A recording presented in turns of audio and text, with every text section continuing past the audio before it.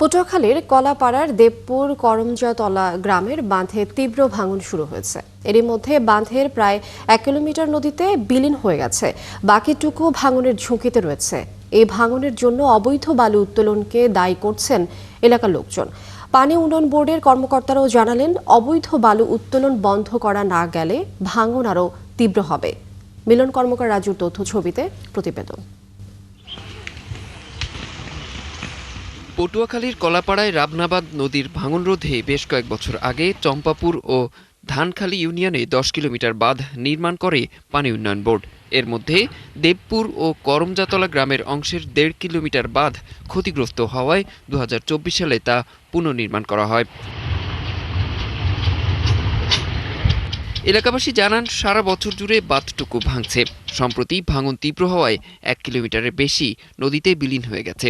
নদীতে জোয়ার এলেই লোকালয়ে পানি ঢুকে বিপাকে পড়তে হয় তাদের। ঠিকভাবে বাঁধ নির্মাণ না করা ও অবৈধ বালু উত্তোলনের কারণেই এ অবস্থা বলে অভিযোগ ভুক্তভোগী ও পরিবেশ কর্মীদের। রাস্তা ভাঙ্গা, আমরা স্কুলে যাইতে পারিনি। নদী ভাঙ্গুলি এখন অনেক বাড়তি, এই রাস্তাঘাট বারবার বাঁধে, এই রাস্তা কিন্তু টিকেই রাখতে পারে না। পানিতে তলাইয়ে যায়, ঘর দুয়ার থাকে না, রাস্তায় কই দিয়ে ছাপড়ার নাম দিয়ে থাকে। এই যে বালুটা যে কাটে, এটা তো সরকার অনুমতি না। এই বালুটার কারণে কিন্তু আমাকে ক্ষতি হইতেছে। অনিয়মতান্ত্রিকভাবে অবৈধভাবে এই বালু উত্তোলন ফলে রামনাবাদ তীরে অনেক জনবসতি বিলীন হয়ে গেছে এবং নদী ভাঙন বেড়েছে। এটি আসলে আমাদের জন্য একটি উদ্বেগজনক খবর, প্রতিবেশের জন্য একটা হুমকি। পানি উন্নয়ন বোর্ডের নির্বাহী প্রকৌশলীও বাঁধ ভাঙনের জন্য অবৈধ বালু উত্তোলনকেই দায়ী করলেন। যে বালি উত্তোলনের ফলে যে নদী ভাঙন হচ্ছে, এ ব্যাপারে প্রশাসনের সাথে আমরা আলাপ করেছি, তাদেরকে দিয়ে অবৈধ বালি উত্তোলনের ব্যবস্থা গ্রহণ করার জন্য তাদেরকে অনুরোধ করা হয়েছে। কলাপাড়া উপজেলা সহকারী ভূমি কমিশনার জানান, অবৈধভাবে বালু উত্তোলনকারীদের বিরুদ্ধে ব্যবস্থা নেওয়া হবে। এই খাজুরা বালুমহল ব্যতীত যে কোনো জায়গা থেকে বালু উত্তোলন করা হলে আমরা তাদের বিরুদ্ধে বালুমহল ও মাটি ব্যবস্থাপনা আইন 2010-এর সংশ্লিষ্ট ধারা অনুসারে কঠোর ব্যবস্থা গ্রহণ করব। দ্রুত ভাঙন ঠেকানো না গেলে রাবনাবাদ নদী তীরবর্তী দেবপুর ও করমজাতলা গ্রাম মানচিত্র থেকে হারিয়ে যাওয়ার শঙ্কা এলাকাবাসীর। অরিসুল ইসলাম, 71। দর্শক, ভাঙনের বিষয়ে আরও খবরাখবর জানাতে আমাদের সাথে যুক্ত হচ্ছেন এই মুহূর্তে সহকর্মী মিলন কর্মকার রাজু। আর রাজু, কতদিন ধরে ওই এলাকার ভাঙন তীব্র হয়েছে একটু জানাবেন। আর পানি উন্নয়ন বোর্ড ভাঙনের কারণের বিষয়ে কি বলছেন এবং ভাঙন ঠেকাতে তারা কোনো পদক্ষেপ নিয়েছে কিনা, কি তথ্য আছে আপনার কাছে? ধন্যবাদ লিনিয়া। আপনাকে আমি জানিয়ে রাখি যে করমজাতলা এবং দেবপুর যে দুটি গ্রাম, এবং এটি হচ্ছে চম্পাপুর ইউনিয়নের একেবারে রামনাবাদ নদীর শেষ প্রান্তের দুটি গ্রাম।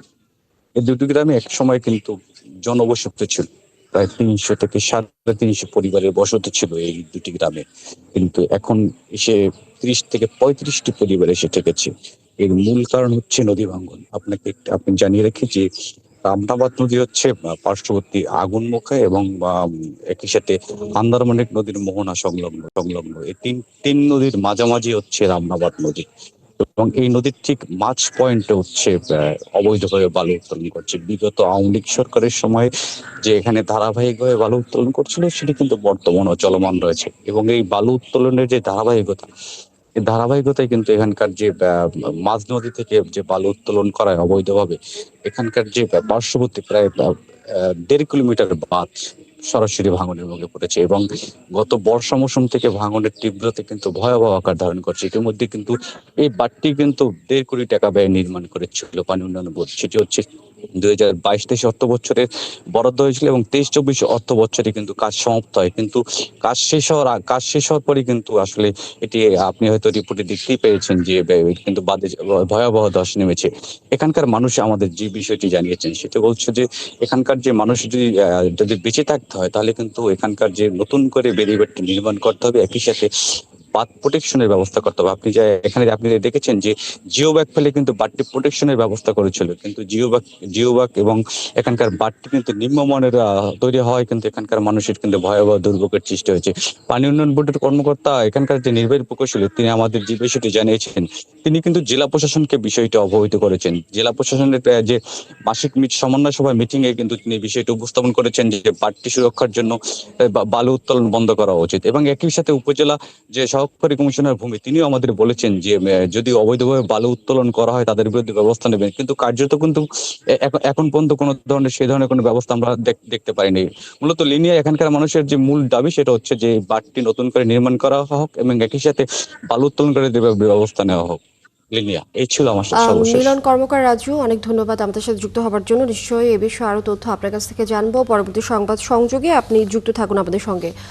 দর্শক, আমাদের সাথে সহকর্মী মিলন কর্মকার রাজু যুক্ত ছিলেন পটুয়াখালী কলাপাড়ার বাঁধ থেকে।